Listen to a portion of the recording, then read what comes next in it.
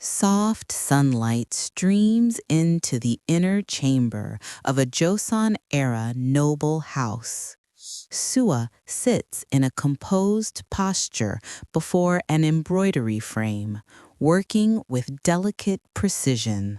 This handicraft, passed down from my mother, is my only solace.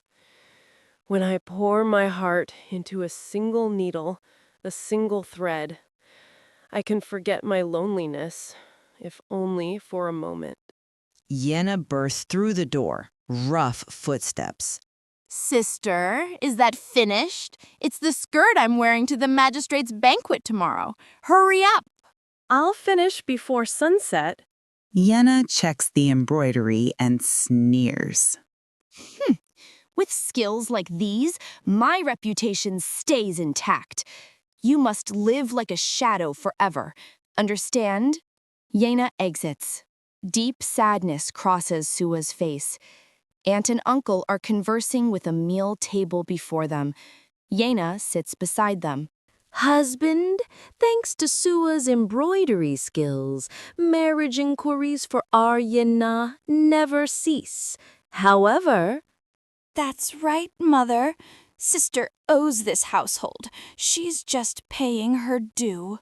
Uncle shows an uncomfortable expression, but says nothing. since you use that handicraft as payment for living in this house, all that fame rightfully belongs to Yenna. Camera moves to Sua's back as she listens from the hallway. Her shoulders tremble slightly. Why has heaven made me so lonely? Why does everything I possess become chains that bind me? Sua has come out to buy embroidery thread in the bustling marketplace. Suddenly, shouting from a back alley. Old man, no money, but trying to tell fortunes? Pay the spot fee? An elderly fortune teller is surrounded by 3 thugs. Sua hesitates, but gathers courage and approaches. Stop this! Don't torment the elder. What? This lady? I'll pay instead. Please let the elder go. Today we'll let it slide because of this lady's face. Sua serves tea to the old man in a small tea house. Miss, you have bestowed great kindness. Though I have nothing, I wish to read your physiognomy. This? How can this be? Your eyes and forehead bear the shape of a dragon holding the wish-fulfilling jewel. This signifies the highest honor in the East, the destiny to become mistress of Joseon's most prestigious noble family. Sir, I am merely an orphan living under another's roof. No, heaven's will cannot be defied. Soon, one who seeks you will come, without fail. The fortune teller leaves with a meaningful gaze. My life is like a shadow. How can such tremendous words be? A splendid palanquin and servants stop before the gate. The marriage proposal delegation has arrived. Inside the gate, aunt and uncle's faces turn pale. The chief state counselor's residence? Family meeting. Aunt, uncle, and Yena surround Sua in the inner chamber. No, that glorious position should naturally come to me, the legitimate daughter of this noble house. I was born for this opportunity. Sua, if you truly understand this household's grace, you must yield this precious opportunity to your younger sister, Yenna. This is family duty. What does a name matter? You've always been this house's shadow. If Yenna goes under your name, That's sufficient. Wouldn't that be fraud? Deep betrayal and sorrow fill Sua's eyes. Even this you try to take from me. Yenna, Aunt, and Sua spend a night at the inn. Yenna is lavishly dressed. Guests at the next table drink and chat. He suffered smallpox as a child. His face is pockmarked and he limps. What? What did you say? Pockmarked and lame? This heavenly Yena? I cannot marry such a monster. I'd rather die. Yenna collapses onto the floor, sobbing uncontrollably. Aunt remains seated, her face a mask of cold fury. Sua stands silently in the corner. Stop that noise. You ruined my reputation. Get up immediately and compose yourself. Mother, how can I marry a monster? You want me, your own daughter, to live a life of misery and shame? No, I won't go. Never. Shame? You think marrying into the chief state counselor's residence is shame? The money, the power. You think we can simply throw away this opportunity just because of some petty rumors? The argument continues for 2 hours. Yena's desperate pleas clash with Aunt's cold pragmatism. Aunt eventually falls silent, lost in calculation. Yena passes out from exhaustion. Sua watches the horrifying scene, her heart sinking. But, Mother, I'm terrified. He's a monster. I can't even stand the thought of seeing his face. Please, let me run away. Hide me somewhere, Mother. You will not run. Where would you go?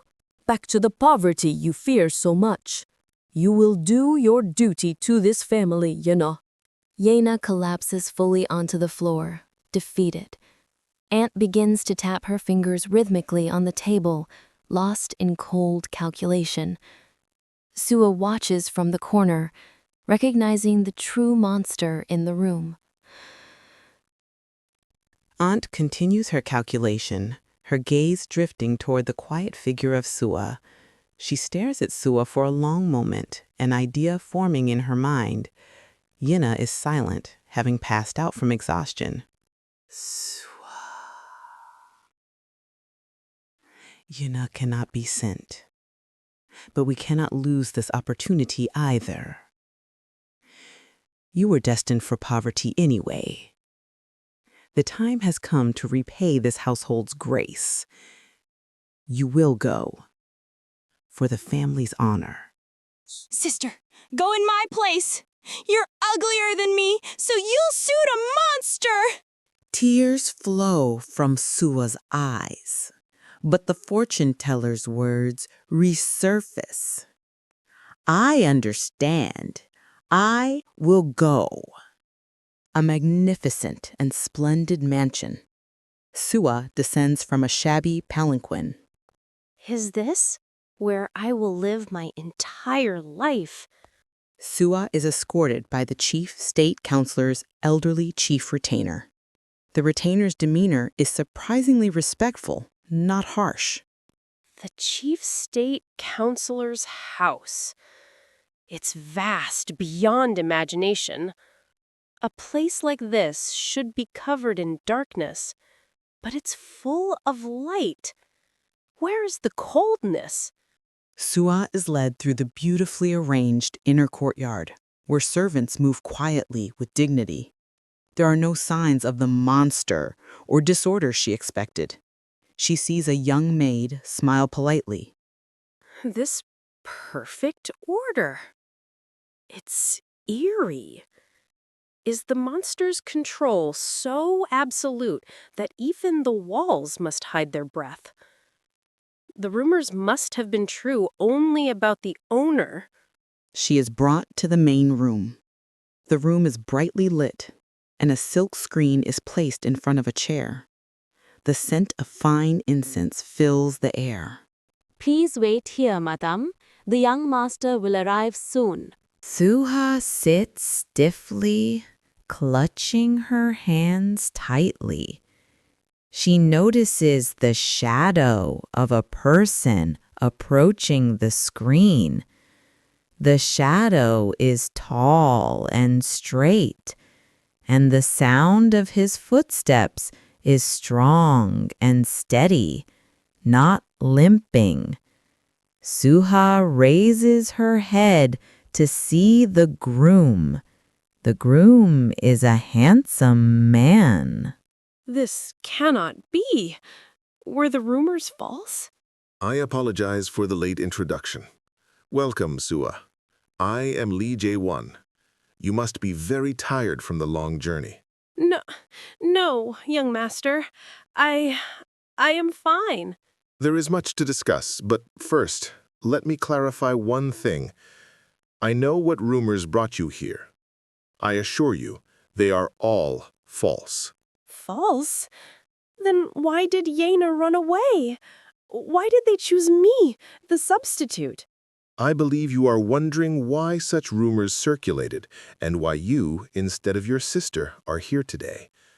I wish to explain this fully. The young master waits patiently for Sua to absorb the shocking news. A tense, prolonged silence fills the room. Sua slowly lifts her eyes, catching the kindness in his gaze, and finally nods once, granting him permission to speak. Miss, you must be surprised. My stepmother dislikes me, merely because I am born of the first wife, so she deliberately spread malicious rumors. But thanks to those rumors, I could meet you. The rumors were false. I have earnestly awaited this marriage to meet you. I believed in that heaven's will that commanded me to bring you here.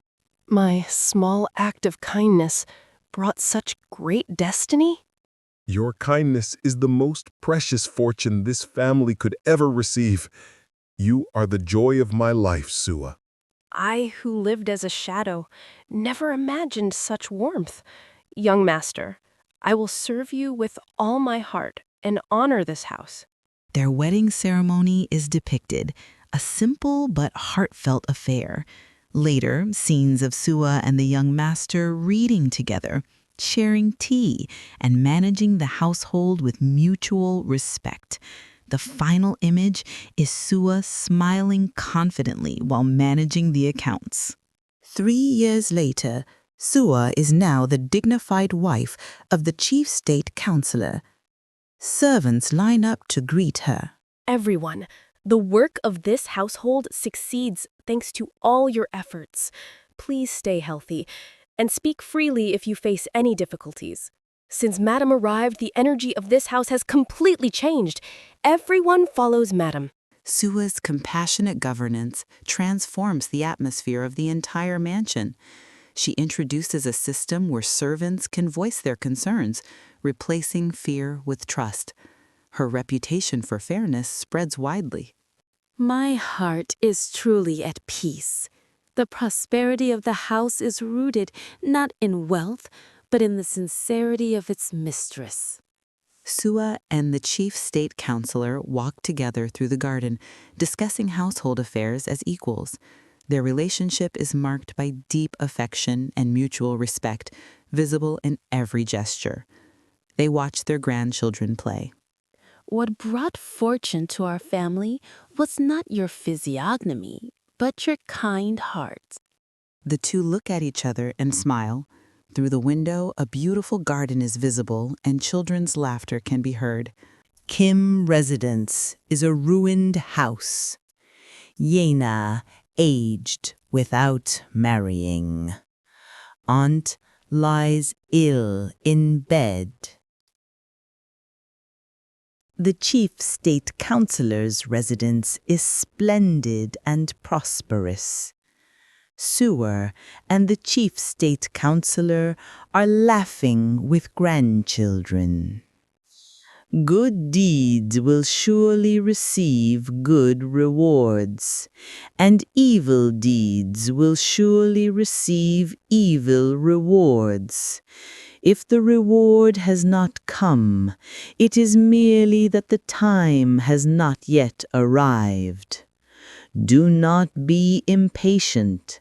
Walk silently on your path of goodness.